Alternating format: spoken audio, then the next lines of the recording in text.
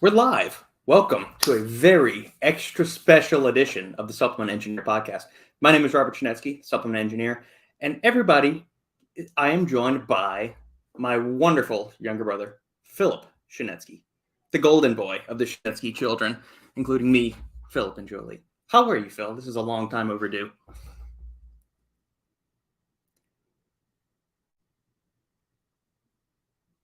Well, this isn't a good start. You froze. Hmm.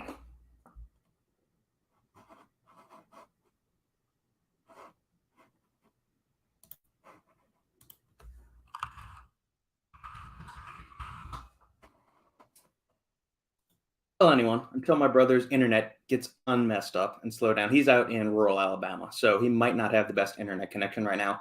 Until Philip is able to rejoin us, post up any comments, questions, queries, quips you might have for me and Philip to discuss. I'm very excited for this episode. I've been asking both my brother and my sister to come on the podcast for a long time. As you know, my younger brother is an aerospace engineer. My sister is a pharmacist. So that doesn't always see eye to eye with the supplement industry, but I thought it'd just be fun to have a conversation with them. So Philip actually has time to join us tonight, pending his internet not completely crapping out on him. And if it doesn't, then we'll reschedule this for another night. But regardless, any questions, comments you guys have, post them up and I'll answer anything and everything that you may have for me.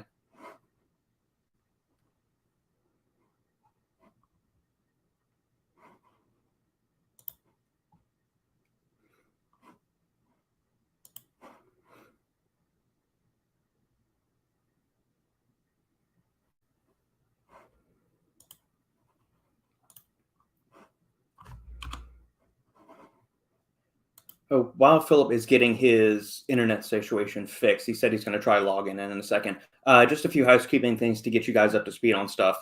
Tomorrow morning, Friday, May 12th, there'll be a brand new article going up on the supplementengineer.com blog discussing a new study that was recently published this week showing that 6 grams of 3D pump breakthrough from NutriSure, Bruce Neller, Dr. Hector Lopez, and Dr. Tim Ziegenfuss, was shown to be as effective as 8 grams of pure L-citrulline. Now, as you know, 3D Pump Breakthrough is a combination of 3 grams of pure L-citrulline, 1.2 grams yield of a high-yield glycerol, and then there is 165 milligrams of amla fruit extracts, or Phyllanthus emblica, which has a whole bunch of fun polyphenols in it and punicalagins, which have been shown to have some vasoactive properties, also some vasoprotective properties. So that article will be going live for everybody to see. It'll be a free article. And if you'd like this kind of content and you want to see even some additional articles and free access to some of the ebooks I've written over the past year or so, consider checking out either the Patreon or the Engineer Insider group, where you can join for less than a cup of coffee a day, basically, especially if it's one of those fancy gourmet cups of coffee. But check that out. There's a ton of great content in there. There's some really good interaction with the other members that are part of the group. So we'd appreciate your support. And if you guys ever have any topics, comments, questions, whatever that you'd like me to cover in a future episode or future article, please let me know. And I will be happy to discuss that either in the newsletter, on the blog, or as part of the Insider group. And rejoining us, the one, the only, Philip Anton Chinetsky. All right. Hi, Phil. Did you lock yourself in a closet now? I am in an undisclosed location at the moment. Your underground bunker? Yeah, the Wi-Fi in our rental house is just terrible. So sorry, had to relocate. As soon as the go live button, I just got spinning wheel of death on my end. So perfect timing. Awesome. Well, people that have listened to the podcast for a long time have heard Sane and I refer to you as the golden boy, or the nicest of the three of us. So you are the one that has the soul. You are the compassionate one. Jolie and I are pretty kind of heartless at everything. So you've already got your spot reserved with the man upstairs. Joe and I have some work to do to get up there. I appreciate that. You know, and let's get a little bit of your background and what you're doing now. I know you've done some kind of top secret work with your professional career. So I guess get into that and then we'll go from there. Sure. So, I mean, obviously people that have listened to your podcast for a while know your background, right? We grew up doing martial arts together. We did Taekwondo for 10, 12 years? something like that. Yeah, we started at 9 and you were 6, and basically Yeah. went until the school closed when I was a sophomore or junior at LSU. Yeah. So did that. I did gymnastics as well in high school. I did cheerleading, competitive cheerleading. It's something I would probably rather forget nowadays, but there's some good memories there too. But loved doing all things, tumbling and flipping, and it played in well with us doing taekwondo as well, right? It helped with all the jumping and athleticism, so they kind of went hand in hand. I joke with the kids now that I trained to be a ninja growing up, and they don't believe me, but it's great. It's one of the coolest things I ever got to see you do was you did back handsprings across the entire length of 120 yards of a football field. Right. So 100 yards of a football field plus the 10 yards that are in each end zone. So just imagine, as the listener, how many back handsprings that is consecutively without stopping. So and then was so dizzy that my friends had to carry me off the field. But we won't talk about that part.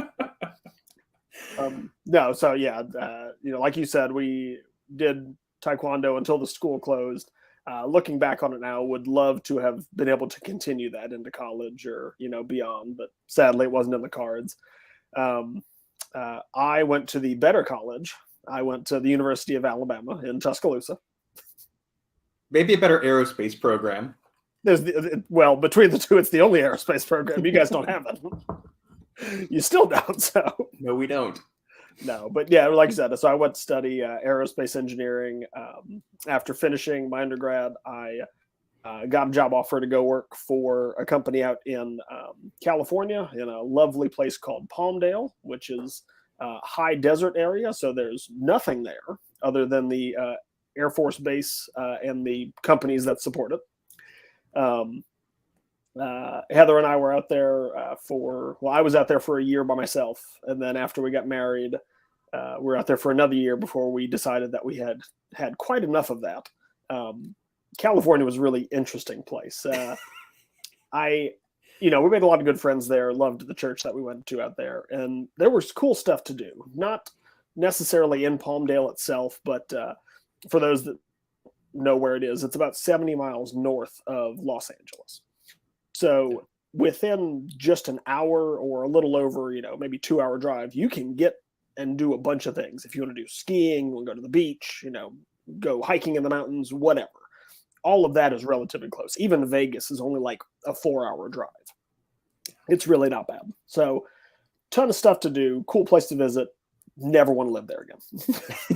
Well, that was even before it got even more ridiculous than it currly is. Right. We're not going to get political on this podcast. No. It just, in perspective for the listeners, this is what, 2012, 13 when you were there?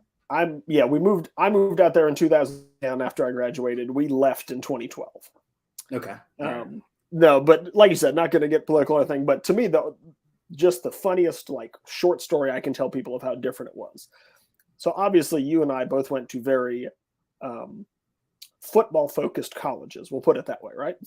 Yeah. Big fans of college football. So I move out there over the summer, like 4th of July. I don't know anybody.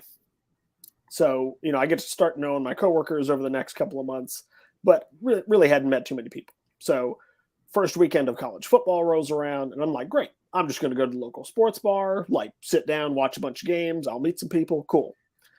I walk in on the opening day, right? Kickoff of the first game. There is not a soul there. I was literally the only person in the sports bar for kickoff of college football season.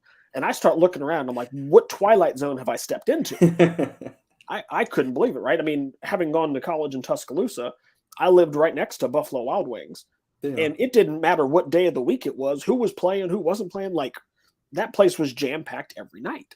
Yeah. So it was crazy. Now, to be fair, if you went by that place in California on the night of a Laker game or a Kings game or one of those, it was, they were busting at the doors. So, it was just completely different though. Nobody there cared about college football, college sports at all. So interesting. Given the proximity to UCLA and USC, you would expect there to be some alumni, or even Oregon's not that much further. Up north of you've got the University of Oregon and Oregon State. Right. Or even, down south, you got, San Diego State. You're not far from, Arizona and those guys. So, but it was just weird. But yeah, so we were, like I said, we're out there for a total of 2 years. It was the the geography that we didn't want to be out in California, or we didn't want to be that far away from family when we started having kids. Yeah. Other part of it was the job. So the job I worked at, I was a system safety engineer, which is to say I was more of a safety cop than an engineer. So basically I walked around and, I was in a production facility for different aircraft. And so I would walk around and be like, hey, that's not safe. Don't do that. Whatever. You have a Top Gun shirt on. I you worked do. out in the desert in California. Yep. I was not far from the Top Gun. Did you happen to school. see Dark Star? Did you happen to see the SR-71 Dark Star? I have seen some of the decommissioned ones. Cool. Yeah, the SR-71 Blackbird. Yeah, there's a decommissioned one out there, and it is very cool. I have actually been out to, not actually to the Top Gun site at Miramar. Yeah. I have been very close. When we interviewed, so my senior year at Alabama, they took 4 of us and they flew us out to California to interview for a couple of different jobs. One of the ones being the one that I took. But they took us to 2 different sites. One was Palmdale, and then the other was down in Rancho Bernardo, so San Diego. And one of my classmates that came with us, she was from there. And so she took us around and we're driving around. She's like, oh, yeah, that's Top Gun over there. And I was like, wait, what? Why aren't we going? Yeah, we need to go play some volleyball. Anyway, there's a beach. Yeah. But no, so it was very cool being out there. I mean, especially working on the plant where we were, right? You saw stuff taken off all the time, F-22s, F-16s. We saw some F-18s. Yeah.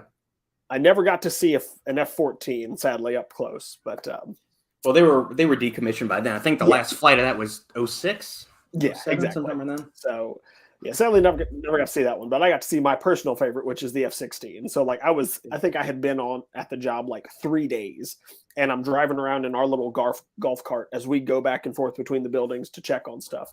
Yeah. And I see taking off in tandem next to each other. I see an F-16 and an F-22. And I just about lost it. I was like, this is ridiculous. Oh. This is one of the coolest things I've ever seen. So, man, there's a Wings Over Houston air show that's coming in July, I think, and the Thunderbirds are actually going to be there. So I'm thinking of that's awesome. Getting some tickets and taking Sophia to go see it. I have. So they used to come to Tuscaloosa a bunch, just do air shows there. Yeah. And we never had the chance to go, but I always wanted to because the Thunderbirds would go. I think up here in Huntsville, we've had a Blue Angel show relatively recently. But I've always heard how amazing those shows are. And yeah, so I very much would support you going. Yeah, I got to see what the tickets are when they go on sale, but it should be relatively soon if the show's in the next couple of months.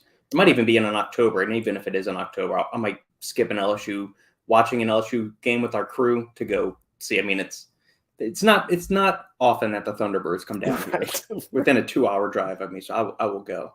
And I mean, and I don't know how much longer they'll still fly the F-16 for the Thunderbird, because eventually it'll switch over to the F-35.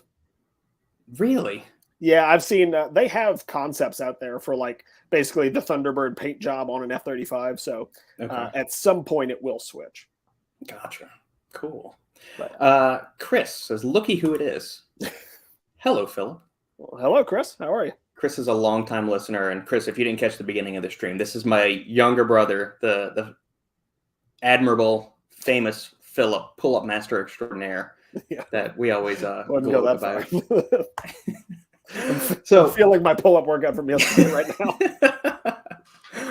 now. Okay, so y'all move out to Alabama, and you are with another aerospace company now, or a contractor for, Right. So company I used to work for Northrop Grumman, and then when we moved back, we left California in 2012, moved back to Tuscaloosa so I could do my master's.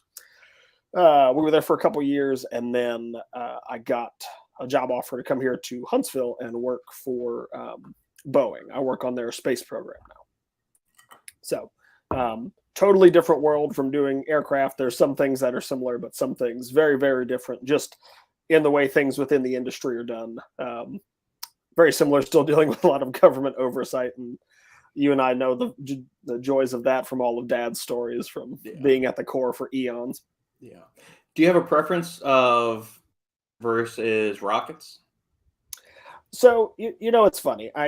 Growing up, I always was more interested in aircraft. I always wanted to do that. Yeah. But at the same, like I can very vividly remember watching like Apollo 13 as a kid, and you'll remember the scene, right? They've got the issue after the explosion happens. They've got to figure out how to reduce the CO2 in the lunar module, and right, so you got this guy that comes into a room and he dumps everything on the desk. And he's like, "We have to figure out how to make this fit into this using only this." Yeah, duct tape, like a garbage bag, and some other little plastic right? O-rings. Right. And so that to me is like, that's the epitome. That's the definition of engineering right there. Yeah. And so like, I still remember that scene perfectly today as like, that's kind of the scene that made me want to do engineering. Yeah. So I've always kind of had that tied to the space program. Like, I mean, at the end of the day, if I had to choose right now, I would still say I like aircraft better. Mm-hmm. The job I had while I was in the aircraft side of the industry is very different from what I do now. Like I said, back then I was safety cop, and that's what I had. There's certainly the job I do now as a stress analyst, actually like looking at parts and seeing how we're going to break them or not break them and try and design better ones. That job exists, of course, on the aircraft side. I just never had it. Right. But now seeing the space side of the industry, there's a lot of really cool stuff to go into this. And, it's pretty exciting as we're getting ready for our second launch, hopefully next year, and it'll be our first manned one. So that's an exciting time to be part of that. But at the end of the day, I would still have to say my first passion would be aircraft. Okay. Sounds like someone needs to go to SpaceX. SpaceX needs they're doing great things, but they need some help too. From your side of things, have you identified maybe a limiting factor on what's keeping them doing, or is that they just don't have the experience and breadth of knowledge that NASA and its associated contractors have, given the decades of, knowledge that has gone into it?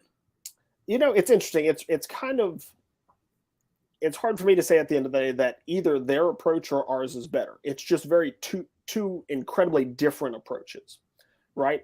Ours is, again, have the experience on our side, as you said. And so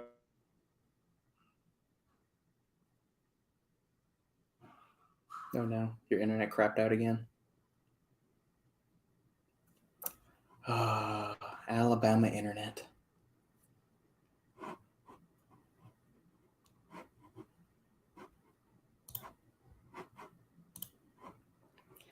Okay, while Philip reboots his internet, Chris and the other listeners out there, if you got any questions, post them up and we'll ask Philip anything and everything. He said he's an open book with what he can discuss, given some of the more sensitive work he's done with the different government agencies he's had. But ask him anything fitness related, supplement related, favorite movies. As you saw, he has a Top Gun shirt on.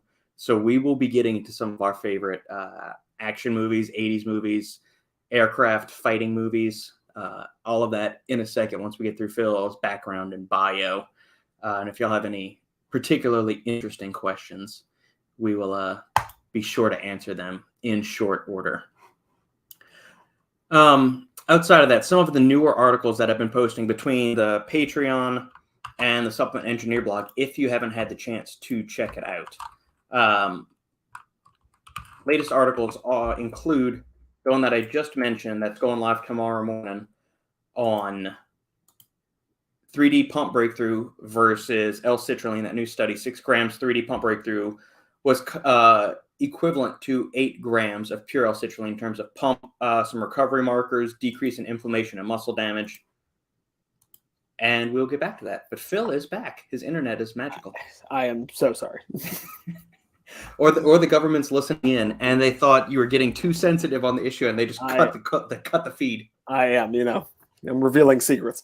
No, but I think it's really what it boils down to is it's just two different approaches to the same type of problem, right? Some kind of tried and true and tested methods that we like to stick to, sometimes good, sometimes bad. Mm-hmm. But there's the history and the pedigree there of having put men, on the moon before, into space and orbit, all that. SpaceX, right? And they're going more the reusable rocket route, and they're just gonna throw a bunch of stuff at it, see what works. Sometimes it works, sometimes it doesn't, and you get spectacular videos like we did 2 weeks ago. You know, I still find it a little funny that their employees were cheering as things exploded, but supposedly they were testing their termination system, which is a valid thing. I don't know if they were actually testing it, but hey, it's a good story. It's a good cover. It's good for PR, good optics. Exactly. Excellent. Okay. Is there any difference in the type of fuel that they're using, or is it pretty much rocket fuel is rocket fuel is rocket fuel? People use different ones. So we use, it's liquid hydrogen oxygen. I think they might be using kerosene, but don't quote me on that. Okay. All right. I haven't. But there are different ones.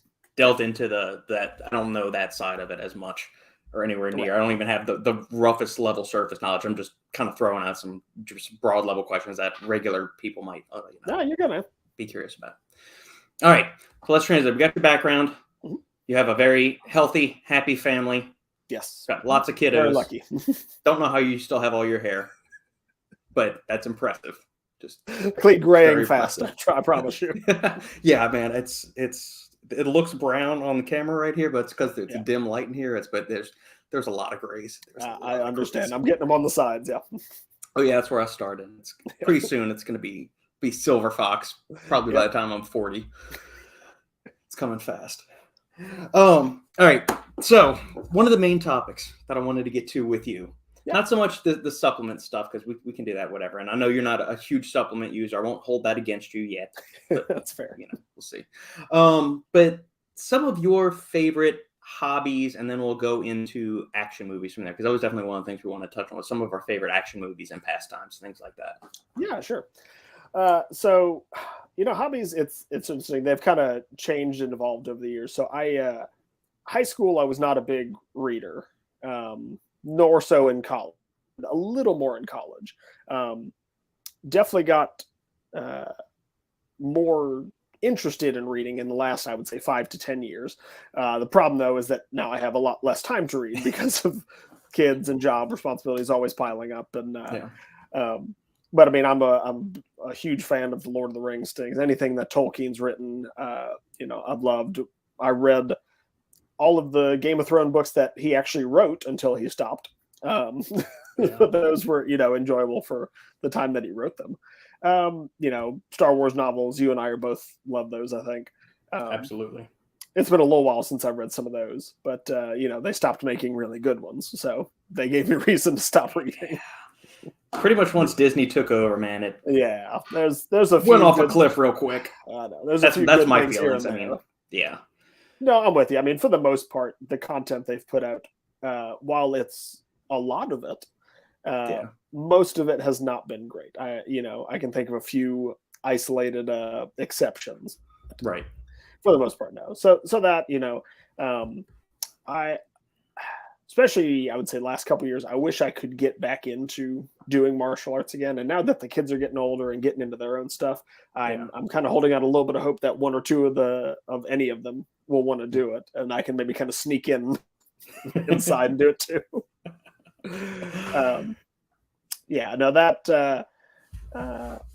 mean, just in terms of like hobbies, like I think you and I both know that Dad kind of instilled in us a fascination for like all things gadgets and Swiss Army knives and that type of thing. So I've started somewhat collecting like a small group of like Swiss Army knives or multi-tools, that type of thing. So I have a very slowly growing collection of that. Nice. So, and you've taken up woodworking as well. I have. So I did that. I haven't done anything recently, sadly, since we've been in the rental house for the last 5-6 months. But before we left and sold our old house, I had dabbled very little bit in building some stuff. So I built us basically an entire outside furniture set. So I started first with, they call them like campfire chairs. And so I built one for each of the kids. And it's real simple. It's basically a 2x12 that you cut in half, and you cut a slot in one, and basically the two pieces slide inside each other, and it makes a little L shape that the kids can sit on. Right. And so it's real easy to like break down and just, throw in the corner. But so I started with that. And so that was fairly simple. From there, I built like a little two-person bench that was at like, I don't know, 2x8, 2x10, super simple. And then I built a coffee table and 2 full-size sofas to go on our back patio. So that was fun. And those actually turned out really good.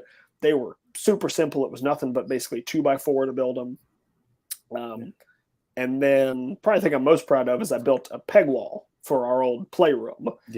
So that quickly became part of like my daily workouts. The problem is I built it out of the plans I had. It was a single board of 2x6 was the vertical piece that you actually climbed up on. So the pegs were like this close. And while it was challenging and I could do it, if I went and built it again, I would definitely use like 2x8 or 2x12 so I could kind of like, do it something at a little bit more width. neutral. Yeah. But no, I loved that. The kids loved using it. But did you take that with you when you left, or did y'all leave that for the new buyers? We left it. I asked if they wanted me to take it down. I mean, at the end of the day, it was just going to be a giant hole in the wall if I had taken it down, and I didn't feel like fixing that. I meant the furniture in the backyard too. Yeah, we actually sold that at. We had a yard sale very close to the time before we moved, and so we sold all that. Okay. But yeah, left the peg wall, and I also installed a pull-up bar in the ceiling. And I can't tell you the number of times that I checked and rechecked and triple checked that I was actually in the ceiling joists before I'd put myself on it. But yeah, we left both those. I was kind of surprised the buyers wanted it, but they were they around your age, you and Heather's age, or was it? We actually never met the lady. No, couldn't tell you. They might have just were looking for something quick to move into and just say, hey, we'll take it as is. Or maybe they've been hunting forever and they finally found something. They said, we don't care. We'll take it as is. It's fine by me. They bought my house. I don't care. yeah, exactly. When is the new house scheduled to be done? It's funny. I actually just got a call from the superintendent of our job site, I don't know, about an hour ago. Yeah. And right now it sounds like we are on schedule for late July, which is both good that I'll be in over the summer. Not being late July because the kids start school August 2nd. So it's probably going to be like move and school. Yeah, it'll be a quick turnaround. Plus it'll be hot. Yeah, I mean, that's the blistering days. I'm paying somebody else to move us this time. Okay, well, good. Yeah. We had some help moving in our house, and it was still, we did it January when we moved in here, but it was still, like, it's Austin. It's hot more than it's ever cool or cold. I understand. When we moved here to Huntsville from Tuscaloosa, so I came up like a month before Heather and Ella. But when we moved here, they moved up in July, and we're moving into a 3rd floor apartment with no elevator. Yeah, that's not fun. We were on the 2nd floor. Yeah. It was horrible. Yeah, it's not good. It's not a good situation. No. Anyway, well, good. Hopefully the house stays on schedule. Weather accommodates. There's materials and all of that stuff. Everything, wiring, all that stuff, plumbing goes seamless. That's where all right. Let's transition to the fun stuff. Favorite genres of movies, and we'll start to whittle it down from there. All right. I mean, I would say overall it's just kind of like action movies, right? Easy, just something to like put it on if I'm, doing other things. It's probably a movie I've seen 10 times, so I can easily step away and do something for a minute and come back and enjoy it. Or if I do have, 20 minutes to myself, I can sit down and just kind of like lose myself in it. Yeah. Basically all action movies, whether it's, like a martial arts type movie, something, more like Rambo or Expendables, all great. Mm-hmm. Like I said, or more like military type movies, right? Whether it's Top Gun, Iron Eagle, things like that. Those are probably the ones that I'll always kind of drift back to as my favorites. I love like I said, having been a big fan of like Lord of the Rings books and stuff, right? I enjoy the fantasy movies as well when they're done right. But we won't talk about the Hobbit trilogy as whatever debacle that was. Let's take a 300-page book and turn it somehow into 3 3-hour movies. That made sense. Yeah, I wonder if that was a studio pressuring Peter Jackson to do that, or he just got too high on himself and thought, I can milk this and add some fun stuff into it. Yeah, I don't know at the end of the day. And I know a lot of the material they pulled from like the unfinished tales that Tolkien wrote, and like, okay, that's great and all, but there's a reason those things didn't have their own book. They were just like part of the appendices and things. Like, Yeah. let's leave those alone. But no, I enjoyed those movies. Obviously with the plethora of superhero movies that there are nowadays, I've enjoyed those. The latest stuff in the MCU has kind of been hit and miss. I would say for their first 20 movies, they maybe had like 3 misses. Yeah, I mean, from 08 till 19 with Endgame, I mean, it was pretty much everything, even the ones that were just kind of marginal. Like, I know a lot of people aren't huge fans of Ultron or Thor. I like Ultron for what it is. It's got, Yeah, I liked it too. Yeah, basically, like you said, everything up to Endgame. The only ones that, like, I won't go back and rewatch are Iron Man 3. As much as I wanted that movie to be good, it wasn't. Yeah. And it was the weakest of the 3, definitely. Yeah. And then Thor 2. I just can't watch Thor 2. It's just horrible. See, we went back and watched Thor 2, I think, before Infinity War and Endgame, just to kind of catch up. Right. And you realize, oh, wait, there's another Infinity Stone. They started laying more of the pieces. Right, yeah. And they did that with the original Guardians of the Galaxy. Right. And then the second Guardians of the Galaxy, I'm not even going to include Captain Marvel because that really had no impact on Endgame or Infinity War but yeah. Other than introducing her, no. Yeah, and then she got, punched right square in the face by Thanos when he had the Power Stone, which was awesome. So, but I think Guardians 2 was my least favorite. But when I saw it, Sandy and I didn't see it in theaters. We saw it in our apartment, and I just thought maybe I wasn't in the right mindset, but it seemed like he was just moping around the whole time, and he had a whole bunch of daddy issues. And it very much is that. You're not wrong. To me, the one like redeeming quality of Guardians 2, so the music's not as good as Guardians 1, agreed, hands down. But it's got some good tracks. But to me, the one scene that is just hilarious, is when Yondu, the guy with the arrow that he can whistle for, Michael Rooker, right, when they bust him out and Come a Little Bit Closer by Jay and the Americans starts playing, and it's a hilarious scene. Oh, I've been found out. Invaded by a mutant. Yep. Invaded by a tiny man. But he's hiding over in the corner. Fascinating. All right, so how would you stack up some of course, no. Stacking up comic book movies. Mm-hmm. Did you do much of any of the DC stuff, like the whole Snyderverse with Justice League, Wonder Woman 84, Man of Steel? Any of those? So I've seen some of them. Let me think. So I've seen Man of Steel, and I really enjoyed it. Mm-hmm. I thought Man of Steel was really, really good. Hold on, buddy. Man of Steel was really good. Batman v Superman, I couldn't stand. It was just, there was the whole Martha bit, and it just, that really took me out of that movie. Yeah, I didn't see that one. I only saw Man of Steel. Give me 1 second here. He found the door stopper. I love it. Oh yeah, personally, for the listeners out tuning in, growing up, I liked the original Batman movie with Michael Keaton. That's all good. I was saying, going back to the original DC movies when we were kids, the Michael Keaton Batman. If I think of Batman, the Christian Bale Batman movies were good. The Dark Knight Rises was it was weird at certain points of it. I liked it, but overall, I thought they could have done a better finale overall. I didn't need to see him get busted and broken all over and then have to rebuild him. So that's the same thing I thought with Iron Man 3. I don't need to see that. Yeah. Just don't destroy the guy and break him down. They didn't do that with Return of the Jedi, which was a very good conclusion. They didn't do that with Revenge of the Sith. You don't need to see. You've already seen him ascend to that. Now it's either holding that, having something, maybe a different challenge, but don't strip away everything and have to basically bring him right back to where he was at the start of everything. That's one thing. Agreed.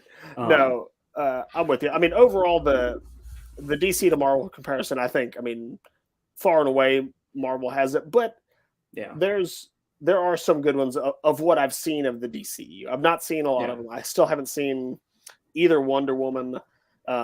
I haven't seen either Shazam. I have the first one recorded, and I've heard it's really good, and I need to watch it. I did not see either Aquaman yet, but I saw Batman v Superman. I saw Man of Steel. I saw the first Suicide Squad they did, which I'm really sad I watched because it was a waste of 3 hours of my time. It was horrible. I heard that was really bad. It was just terrible. And then just a week, maybe a couple weeks ago, the Justice League version, not the Snyder cut that they did later, but the one that Joss Whedon came in and finished. Okay.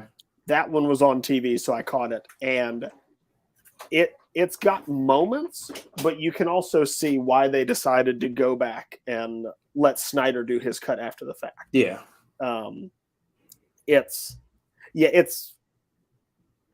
not great. Yeah, I heard it was. I never I saw Man of Steel, and I was never a big DC kid. Like I like the old Christopher Reeve Superman movies, and I like the two Keaton ones.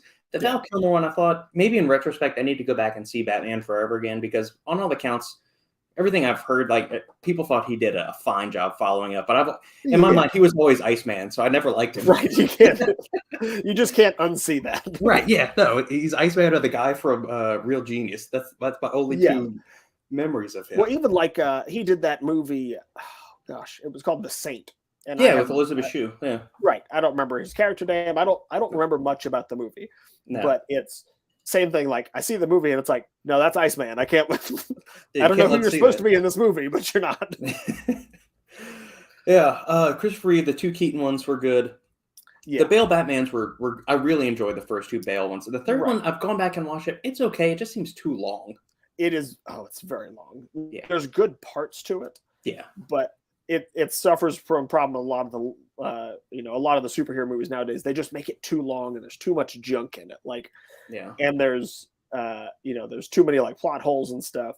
But I'm with you. The two Keaton Batman are good.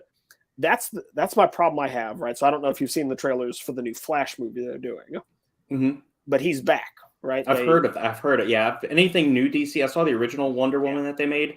But I saw Man of Steel and Wonder Woman just because I saw it was on a plane ride back, and I thought it's good. Yeah, she embodies the character. I wish she was a little bit like she's supposed to be an Amazon. Like she needs a little bit more muscle than just like being this big around. Right. And Gal Gadot, she's a tiny girl. Yeah, I mean, no, I'm with you. She does. For what I saw of her in Batman v Superman and the Justice League movie, she plays the character well. I think like. Side she could there could be some things different, but she at least plays it well, and like she is the good parts of, I would say, Batman v Superman. There's so much other junk in that movie that's just horrible. Like should not have. Uh-oh. And there goes the internet again for Phil. I'm gonna boot him. He'll log back in. So yeah, you guys listening out there, do you have a favorite superhero movie? Or a supplement that you take while you're watching a superhero movie?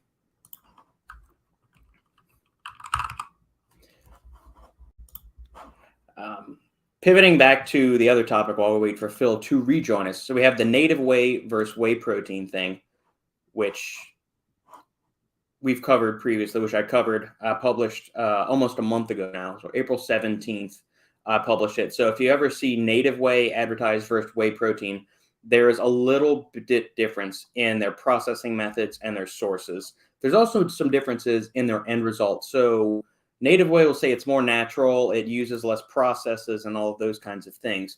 But if you really dig into it, it's missing some of those key immune supporting biofractions that whey protein has. So your immunoglobulins and some of your other things. Native whey protein is missing that. So native whey protein is made straight from basically milk, where whey protein is a result of the cheese making process. Outside of that, I did an article on Kidney Assist XT from SNS, a super quality company. I've known the owner, Steve, over there for quite some time. We've never done any work officially together, but just whenever they release something, I usually know it's going to be very well dosed and very affordable because he's a longtime veteran of the industry. some other things that I haven't been as positive on in the industry are the proliferation of energy drinks. I'm not nuts about most energy drinks in general. I mean, they taste good. The Ghost Energy one is good. It's open label. I actually have collaborated with a company that will be releasing one soon. Hopefully here in the next couple of months, they will be releasing their energy drinks. So I'm excited to see that when it hits the market and what flavors they're going to go with. We've kind of finalized the formula and got it to where it's a good mix of effective ingredients at a quality dosage. And then when we get there, we'll see, what the end result is. I'm waiting to hear back of any finalizations on the formula. I am not a huge fan of some of these things, especially like the Prime energy drinks. I know these guys are raking in millions and millions of dollars, but the marketing, it just seems awfully goofy to me. And I'm not a fan of these Prime energy drinks and a bunch of the other garbage ones I've seen. I've just had to, if it seems like I've gotten a little testy in my email newsletter blasts of late, there reaches a certain point where you start to become jaded with certain elements of the industry. And I'm like, this whole energy drink craze, I'm so much irritated with it. It's not even funny. I'm sure these guys are nice individuals. I don't really know, but if you have that much of a following, do better by your following. Make a quality product. And again, I'm not worth the mega millions they are. I don't have the millions of followers they do. I don't want the millions of followers they do. I'm perfectly happy to be in my small little bubble. But that's just one thing. Anyway, so I was riffing on some previous articles and email blasts I've done to catch them up because I haven't done a podcast in a while. No, you're good. I'm sorry, my internet keeps just messing up everything. It's very sorry. Okay, so we're on that. So I've heard the first Wonder Woman is good. Mm-hmm. 84, I hear it's a complete dumpster fire. That's what I've heard too. Ignore it. You can pretty much skip that one because it's meaningless. Yeah. Gal Gadot is gone from the DCU since James Gunn, the guy that did Guardians. Yeah, he's the one that's going to be taken over as kind of the head creative guy that's spearheading all of the DCU movies going forward. They're rebooting everything. They're going to recast everybody and do all of that stuff. And that's what they're doing with the Flash movie, which they have a really cool opportunity to do it. They're doing a story called Flashpoint, which if you get a chance, either like read up on the original story or watch. There's an animated DCU movie called Flashpoint, and it is phenomenal. Okay, good. I'll say small spoiler. It's if you look up the storyline, it's one of the first things you'll see. But basically, what Flashpoint, the original story is the Flash wants to go back to the night that his mom was killed, and he wants to save her. Right, so he wants to go back in time. Of course, that screws up the timeline. When it does, he loses his powers, and it basically messes up the entire DC universe. Gotcha. And like the two cool ones in terms of just crazy things happening is Superman still comes to Earth, but he gets captured by the U.S. government and basically kept in a room and experimented on, and he doesn't become Superman. He's basically just locked away in a box. And that leads to some cool stuff. But the really kind of very dark but cool twist on something is with the Waynes, right? The typical Batman story is he kills his parents. That leads him to grow up, become Batman. Right. Okay. In Flashpoint, that doesn't happen. In Flashpoint, Bruce Wayne gets shot. His mom goes crazy and becomes the Joker. And his dad becomes a very brutal vigilante Batman that's okay with using guns and just killing people. Whoa. It's a fantastic storyline. Okay, cool. All right. And there's more that the Amazons are fighting the Atlanteans, and it's a whole thing. It's a great story. Okay, cool. See, I've never read much of the DC comics. I was always more of a Marvel kid like you. I mean, my favorite was always Spider-Man. I'd read a random Batman one here or there, but I've never gone through some of the high points. I've watched the old Adam West Batman series. Yeah. And but I did buy one of my first graphic novels of Batman, which was The Killing Joke with the Frank Miller one that he did. Yep. I think that was Frank Miller, wasn't it? Because he did The Dark Knight. Or the Dark Knight Returns and Killing Joke, I'm pretty sure. Yeah. So I'm excited to read that one, but that one's going to be too dark because I mean I've read the. Don't read that one to somebody else. I've read her the Infinity War, Infinity Gauntlet, the original Spider-Man's omnibus, some of the Ninja Turtle stuff. Obviously, I'll change some of the wording. Yeah, she same thing. Can't read all of those words. She's only in kindergarten, so she can read a decent bit. But yeah, you know, we're gonna tweak some of these things. just you know, a good. Trying to be a good parent, wholesome. No, I'm with you. And I have not read a lot of those like actual comics or graphic novels. I've read like a storylines on a lot of things, or there's a couple of YouTube channels that I used to follow that do a really good job of like, they basically turn it into a motion comic. I don't know how they don't get sued for it, but like they'll basically tell you the entire story and show you like clips from the comic books, but like they'll remove the words or something from the page or. Oh, cool. But yeah, so I've read the ones on like I said, I actually went back and read the original Infinity War after finding those guys do it. But yeah, I've heard about like Killing Joke and like I said, the Flashpoint. And they've got some really cool Batman stories like Long Halloween is a good one. Yeah. Hush is a good one. So check those out. Okay. There was a that is one area where DC has actually outpaced Marvel. It's in the animated movie realm. Like Marvel has never gotten anything near to what DC was. I don't know if the DC movies are still good animated, but you know, 10, 15 years ago, they were what the MCU was for live action. That's what DC was for the animated side of things. Completely agree. So I haven't seen much of those, but that's just kind of what I've heard through some of the podcasts I've listened to and stuff like that. One of these guys is an actual script writer for Hollywood, and he's a huge comic book nerd. It's specifically Superman and Batman. So he's got his little nitpicks with obviously the Christopher Nolan trilogy, the original Keaton movies. And if you're somebody that's hardcore into the comics, like I could go and have my nitpicks with some of the MCU movies. That's the way not the character's really supposed to be, or that's not their true origin. Yeah. As long as you're faithful to the heart and soul of the character, if you tweak one or two things, I'm fine. But if you completely like reskin a character or give them a completely different origin story, or you make up something, that's where I start to have a big issue. I just thought you're being lazy. Yeah. You're stealing somebody else's powers and backstory and just putting it on this because it's more convenient to whatever you're trying to push. Right. And I mean, sometimes it can work, right? In the sense of like, if you've ever seen any of the Marvel used to do the what ifs, right? Now they have the what ifs actual show that they did, which was I've heard of them. Yeah. DC used to have Elseworlds, which was basically like their what if. Yeah. And there are a couple of those that are really cool. Like there's one called Red Sun. And basically Superman doesn't land in Kansas. He lands in Soviet Russia. That's not good.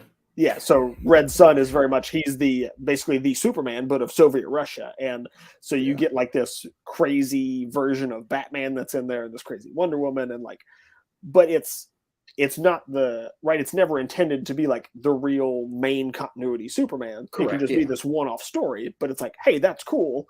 Let's go explore that world and, and do all that. So that's cool. Like, did you ever see the Joker, the Joaquin Phoenix Joker movie? I need to.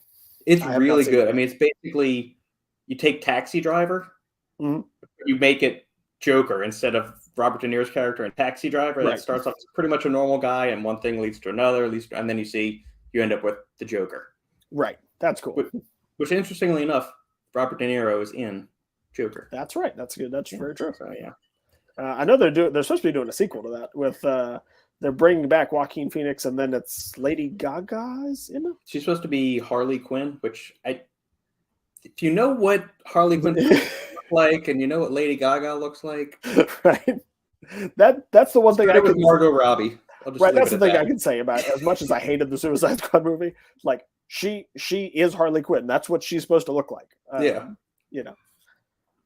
Which is kind of funny that she's a character that actually came out of the old Batman animated series. She was never in the comics originally. Yeah. She's one of the ones that like has made the jump the reverse way, right? They usually come comics to TV, but she did the other way, which was kind of cool. Yeah, and I've only seen a few episodes of the Batman animated series. I need to go back and rewatch all of those. It's really good. But the very first episode, I remember watching it was on Netflix. It was 5-7 years ago. The very first episode, it has Jingle Bells, Batman Smells, Robin laid an egg. I thought, okay, is it Did they get that from like our childhood saying this Which around? way did that go? Yeah. Or am I just remembering that from hearing it in the cartoon back when I was a child? Like, how did Yeah. I don't remember either way, but it's pretty cool just to see that in the very first episode. So that's the next animated series I need to show the halfling. So we've seen most of the original Teenage Mutant Ninja Turtles up through season 6 of that. We've seen all of the original He-Man and Masters of the Universe, which was there was only 2 seasons, but it was 60 episodes each season. Yep. Power Rangers were on season 2 or right before Jason, Trini, and Zach peace out. Okay. Yep. Unfortunately, that's where I'm gonna be a little sad. And Tommy's now the White Ranger, though, so that's cool. There you go. That is... Batman Green was still my favorite, but White's not bad. Who's still your favorite? I said Green was still my favorite, but White's not bad. Yeah, exactly. Yeah, that's what I told the halfling. I said, Uncle Phil had that same dagger when we were kids. He was the Green Ranger. I was the Red Ranger. I told that to the kids. They're like, you still have it? I was like, no, but I wish I did. No. Mom and Dad still might. I think they still have the Megazords. Do they? Because in your closet. I'm calling dibs on them. I don't have that. I'm calling dibs on them if they do. Oh, all right, we're fighting. We're fighting for it. Pull-up contest. As long as it's not a pull-up contest. Beat you to it. Oh, well. Okay. Oh, we've covered comic books. Yep. Unless there's something that I have. Oh, now I'm not even going to give this new edition of a movie that's coming out even credit. I'm not even going to mention it. We'll talk about it offline. Yeah, deal. Yeah.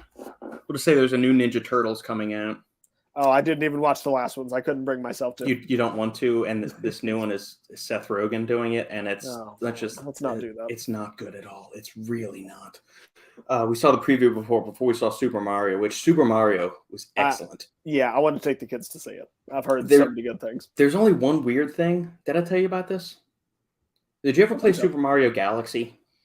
07? No, it was I didn't play Galaxy. Okay, I didn't either. I had to go look. There's this one spot where Luigi gets captured. I'm not ruining anything in the movie. And so he gets tossed into this dungeon with some of the other little penguin people that you see that you saw in the trailer. Right. And then Luigi goes, what are we going to do? And then this little blue star, it's supposed to look all happy. And then it starts talking about the sweet release of death and all this I saw that in the trailer. I was like, what is this? It is the most morose thing. It doesn't fit in the story. It doesn't add anything at all. And then when the movie ends, again, I'm not ruining anything about the storyline. If the movie ends, instead of it, the perfect ending would have been if you had like the music when Mario dies at the end of the game, or like when you run out like do do do do do do do do do do, and they could have just done the end. But this one, it comes back, the blue star comes back, goes, oh, that was a happy ending, but now the movie's over, and you're alone, and you're going to be sad. Okay. And Satan and I were this close to bringing Sophia. And then we saw that scene, and there's one or two other scenes where that blue star is in. And I just said, no, I don't feel like having this conversation about like what is this star talking about with her. So, but your kids are older, so that it's probably fine. So good transition there. So you should know, you don't have to worry about any of your nephews, not for sure being your nephews. And I have the perfect example. So 2 weeks ago, I let the boys, they've been begging me to watch Jurassic Park.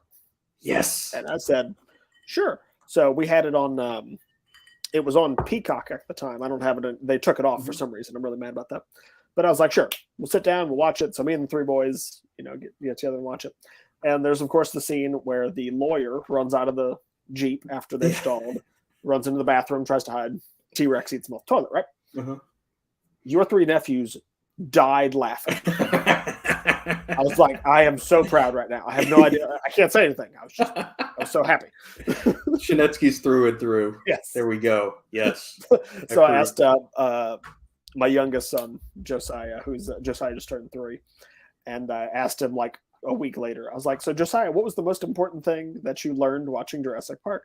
He's like, well, don't hide in the bathroom, Daddy. The T-Rex will get you. I was like, that's right. Not a thing. Wow. That's awesome. When they did the 30th anniversary re-release of it, I think back in February or March. And Sandy and I went and caught it when they had it. It was just like a one-day only kind of thing. And so we went and saw it when the halfling was in school, or it was like she was at gymnastics camp because Regents was closed. Right. So we went and saw it, and there was a whole row of little boys in front of us. And right with that same scene, they busted out laughing when that was happening. That's It perfect. was great. I'm glad that is a universal response that all, Yes. at least little boys have. At least Yeah. I don't know if the halfling would have that same response, but it's weird what sets her off versus what you would think doesn't. Because Darth Vader's her favorite character in Star Wars. Yeah. Has no issues with that. No issue with him chopping off Luke's hand. The funeral pyre, like the Viking funeral at the end or anything like that. No. But then other things, like we talk about me or Sandy getting hurt when we were kids. She doesn't want to hear that.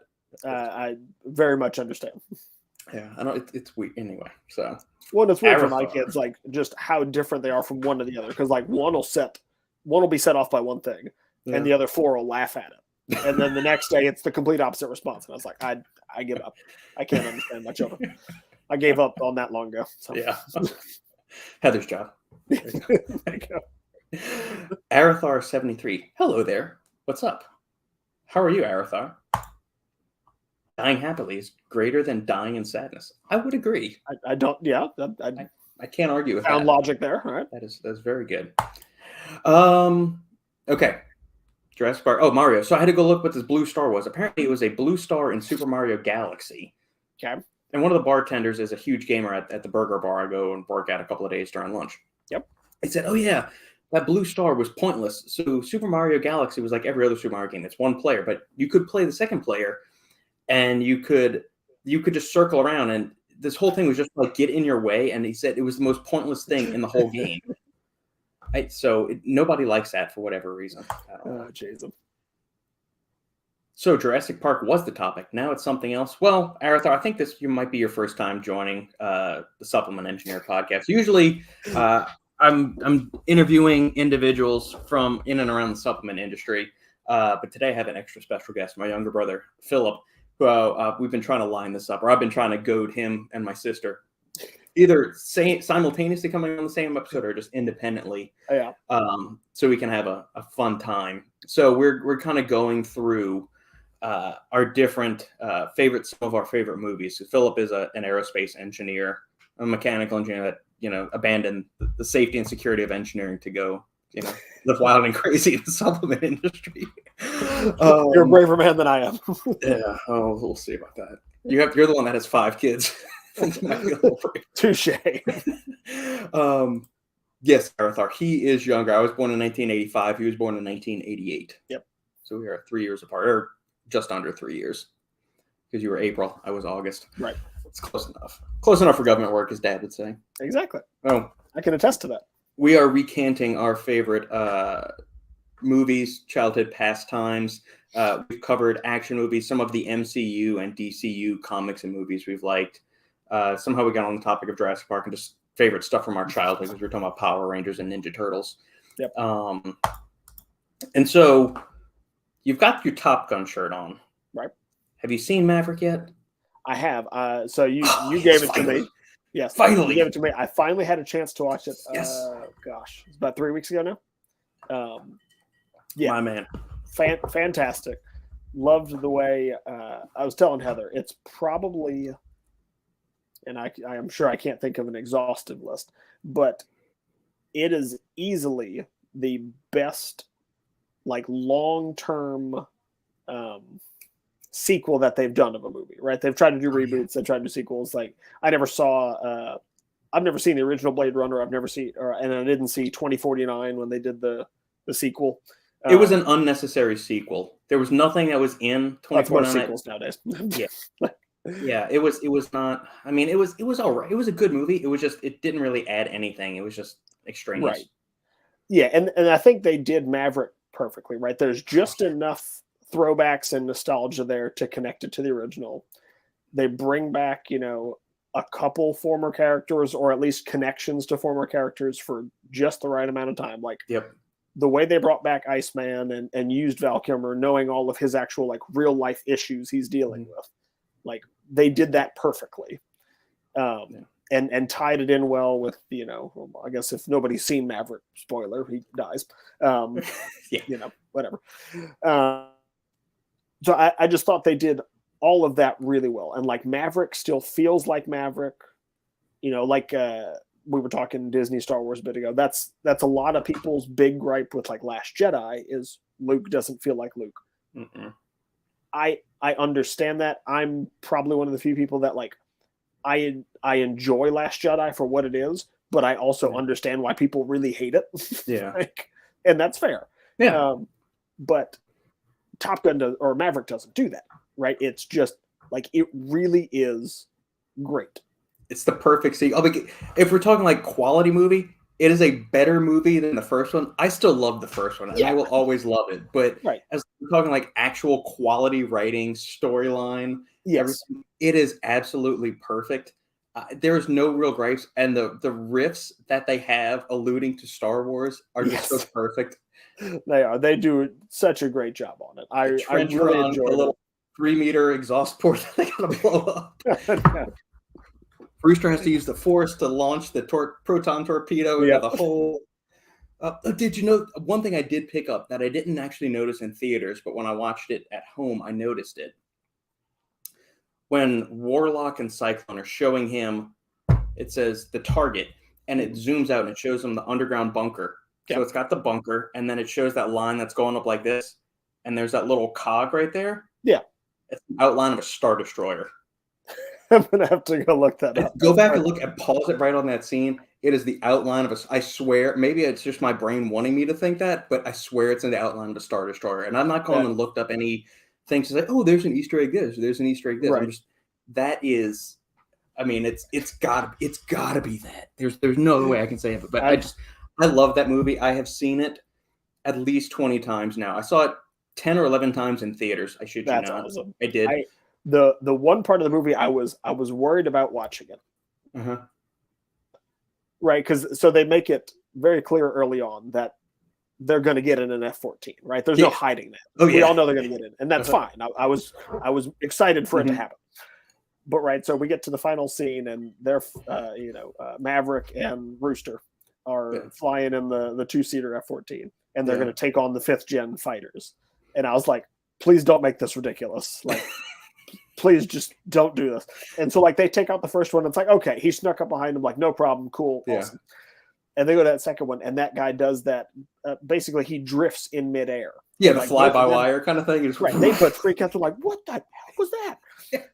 What's funny is it can actually do that. Like that's not exaggerated. I have seen a video of an air show where an F-22, right? I've seen that same one. I mean, they basically just, the one that they use in the movie is like the Russian or the Chinese version where basically they stole our designs. Yeah, the Su-57. Yeah. Exactly.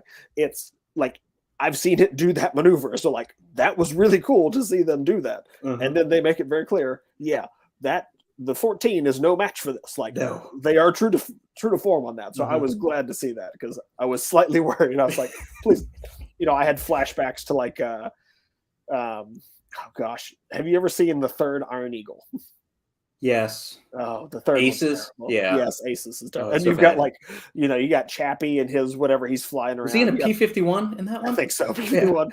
And you got the dude that's a former kamikaze pilot that didn't kamikaze but does in the movie. And it's like we're trying to take on these much further advanced things, and it's just ridiculous. Like. No, it was bad. I loved the splitting the throttle moment when he does that, when he goes up and does the very good. And I didn't even realize before, like I should have realized because they never did that in the original Top Gun. I went back and looked, and that was something the F-14 actually could do, the differential thrust. Apparently that was something actually she could do. I love that shot of the movie. Yeah, it's a great one of the coolest things. Yeah. Can the Hornet do that? Or its engines too close together? Because I think the F-14's engines are further apart. They are slightly further apart. I wouldn't be surprised if the Hornet could do it. Okay. Because I know the Raptor can. Obviously, the F-16 can't because it's a single turbine engine. So and see, that was something that was always interesting to me, especially being in aerospace. As cool as the F-35 is, like, why would you go back to a single engine aircraft? Like that never made sense to me. Like, I don't know. Yeah, Is it maybe I've just got this? The F-35 doesn't have the same kind of presence or popularity that all of the other.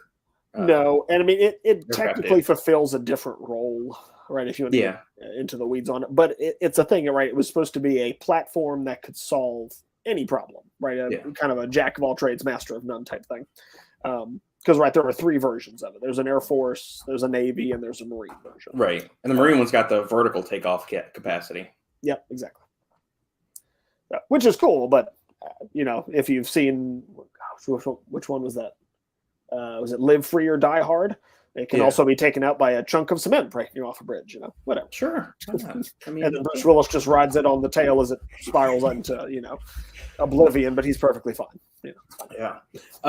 Going back to your previous comment that is the most perfect sequel to a legacy IP. Yeah. I would agree with you. I think the only thing that manages to come remotely close is Cobra Kai. Did you freeze on me? Damn it, Philip. You froze again. Oh, you're killing me, Smiles.